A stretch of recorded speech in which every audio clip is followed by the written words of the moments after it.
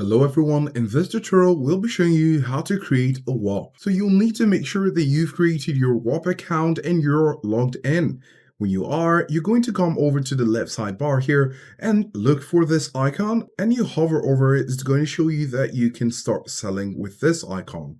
Click on it. Then right here you can see your create your Whop button. Click on it. So in order to create your Whop, you'll need to have your store name. So we've given it a name, Blaster Accessories, and we're just giving it something we could work with. Click on continue. And here it says, how does your Whop help people? You'll need to add a unique outcome that customers gain by buying your Whop. So we have gain insights to sports and tech accessories, right?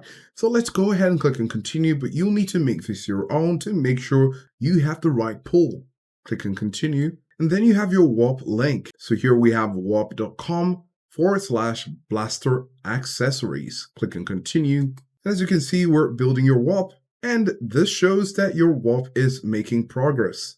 Going to wait for a few more moments, and there you have your Whop Blaster accessories created with one online. There are other things you'll need to do, such as adding your logo image, adding a description, choosing a category, uploading media, and basically this is you getting started after creating your Whop. So this is how to create a Whop.